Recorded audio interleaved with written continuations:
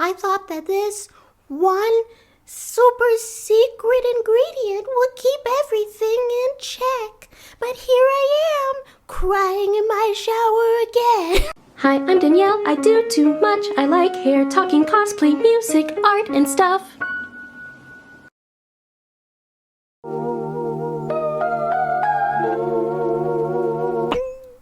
Hello, welcome to StarPuppy. I'm Danielle, your resident weirdo. Welcome to the weirdness. I've been natural for several years now, and there are certain parts of the natural hair sphere I adore, certain parts of the natural hair sphere I'm scared of, and certain parts of the natural hair sphere I don't trust. But there are some things I have tried for 4 or 5 or 3 straight years, and it's not hitting. It's not. These are the things that they hate me, I hate them, and that's okay. Not everybody's gonna like you, and you're not gonna like everybody. First up, out of left field, this has never darkened the doorway of StarPuppy as a whole. I have never done anything on this channel, even with this as an ingredient that I put in it. Okay, there's one shampoo within it, but that doesn't count. Apple cider vinegar. Let me tell you,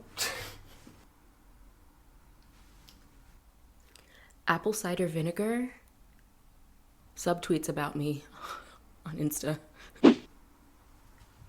Apple cider vinegar spreads nasty rumors about me online. Apple cider vinegar? Yeah, it's smelly. I mean, it is though. I mean that literally and as a sick burn. If you're not new to the hair sphere, apple cider vinegar rinses are to reset the pH balance of one's scalp, and I have tried it many times off screen. Many times. I've tried to make an apple cider vinegar video for you. Like 3 separate times in 3 separate years? I guess every year I just get another hit of this time it'll work. We'll make it work this time, ACV. Cause the other beauty gurus, they put it on their hair and then their hair is so like cleansed and you know, the scalp is so like squeaky and it's like kind of got a sheen to it. Now you might be thinking, well Danielle, like did you dilute it? The first time I did not, that was on me. And then it was on me and then it was a problem. And then the second time it got into my mouth and then I got really sick. Yeah, this was like in 2018 and like it knocked me out. Like I got like a head cold, a chest cold, and it was summer too. And I was like, that's when I should have stopped messing with it, but I continued to try. I hate it now. Also, it is smelly. All right, y'all getting ready to be mad. Just get your mad hats on. You're gonna be a mad hatter. Rice water. I remember during like the whole like rice water, what was that trend on YouTube? You know, a lot of people asked me to do a video on it. And a lot of times I do make the thing and then I just don't post it because it's a bad video. And it's not like, haha, funny bad. It's just like, I have a bad attitude. Angry Danielle is turn the camera off Danielle. I go to sleep. I took a stress nap. I put the rice water in my hair and it coated my hair in proteins. Turns out I had already done a protein treatment with Apogee and then I used rice water. And that's why my hair looked like that in 2019. Also, there was just a lot of other factors, but the rice water was just a cherry made of tar on top. But Danielle, that was just the tar cherry on top. Shouldn't you try rice water again? Well, you know what, friend? I did. And I hated it even more this time. So what happened was, I didn't actually get to use it the second time. You're supposed to put the rice, then you put some water, and then you let it ferment. So I forgot about it for 4 months. I think I may have accidentally made very crude sake. take the smell of ACV and just like maybe double that and add like 1 grain of well-cooked rice. That was the aroma. It was on me, but then I came to realize, Danielle, if it's not simple enough to do in one day, it's not for you. I'm over here making concoctions out of Ayurveda and hibiscus powder and Brahmi powder and amla oil and my secret scalp oil. I am capable of doing things. I'm capable of making ingredients work for me. But as soon as it's out of sight, it's out of mind. My attention span is not long enough for this. And I don't need protein treatments. It's not for me. I like it. Next up, all of Natural Hair YouTube took out a vendetta against this bad boy. Y'all remember that time the whole natural hair community took a hit out on coconut oil? I do. I don't know how long you've been in the natural hair sphere. This might be your first video at all, or like your first video of mine, but let me just give you some backstory on coconut oil. Okay, so here's a pedestal, and here's another pedestal on top of that pedestal, and way up at the top, coconut oil. That's where it was for a long time. Like king champion of all the oils. People were raving. People were like, I could not describe like what 6-7 years ago how like king-ish coconut oil was.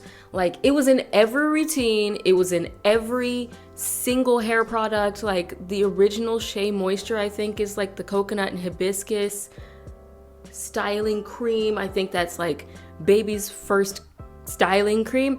Like everybody was on coconut oil all day, every day. And I never understood it. It never worked for me. Ever. It always hated me. And I always hated it. And I couldn't say anything because people would be mad at me because they were part of the coconut club.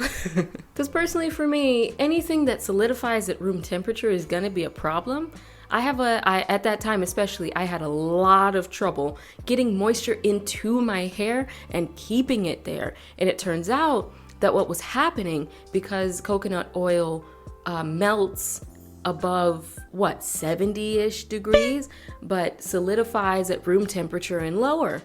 And I tried to use it on my hair and it would have this horrible dull appearance and I couldn't get any products in it. Washing my hair didn't seem to do anything. It was very alarming as a new natural. And I was like, I thought this oil was supposed to be the oil that saved all my strands.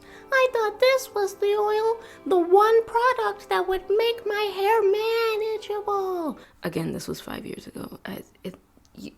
If you were there, you were there. If you get it, you get it. I thought that this one super secret ingredient would keep everything in check. But here I am, crying in my shower again. Smells great in here though. So yeah, I hate that. And it was so great to see it dethroned. Some of the things that are my mortal enemies in natural hair care are the things that were the most popular when the natural hair care movement started on YouTube. There are certain staples that are simply not designed for my hair, but they were the only things available when I first started getting interested in becoming natural. And so they frustrate me to my core still. One of which is pineappling.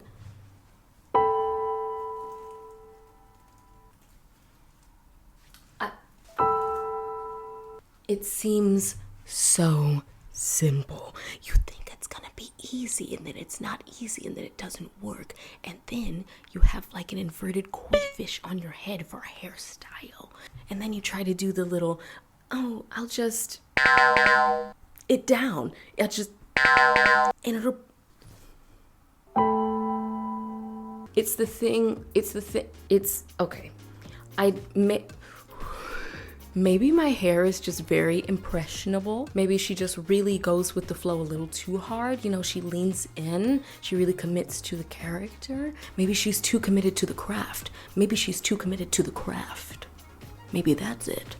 But when I take off that scarf, I am met with betrayal. Pineappling is where you take your hair that is already done, it's already been washed, and it's like been an afro, your scarf, right? You love it. And you tie it, adorable. Imagine it was an afro. You gather your hair, you put it forward, put it forward, put it forward. Do you like my pantomiming skills? They're A+. And then we gingerly put it forward. You tie this forward and secure it in the front of your head. And then you can optionally put a satin cap, like those big ones, on top of it. And of course, your afro would be peeking out right here. And it's supposed to just keep everything nice and aligned. So in the morning, you can take off that big satin cap if you chose to put it. And you can take off your scarf that you're pineappling. So your hair would look like Gerald's, theoretically. And then, here's the kicker. You should be able to take your Gerald hair down back into your hair, to your nice floofy afro. Yes? No. I have tried this for years.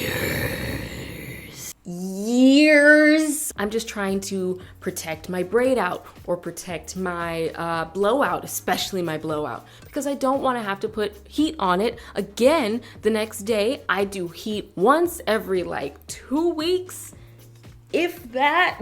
And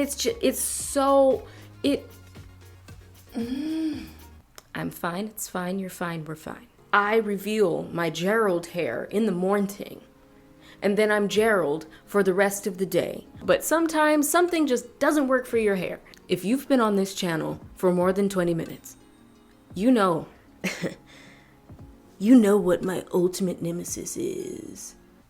The twist out! It's the 7 years of being played by a twist out for me. The twist out is my ultimate nemesis of all time in terms of hair. Because again, it seems so simple. If you haven't seen me rank all of these, I expand on exactly why I hate the twist out. It's like the ponytail of natural hair. Like, you just put it in a ponytail and it's fine. You just put the twists in, you take them out, and you do this one time and it's done. Yay! Natural hair is easy. Twist outs in the past have made me hot in the face angry, because it's not a staple. It's not for everyone, and it's described as such, and it just makes me so angry. Thank you for coming to my TED Talk. Anyway, I upload videos like this on Saturdays, usually about natural hair care, and make sure you like and subscribe because it does make a difference, and I'll see you here next time. This has been me, Danielle, your resident weirdo. StarPuppy signing out. Say it with me now. StarPuppy. Away! Don't forget to like, share, subscribe if you enjoyed the video.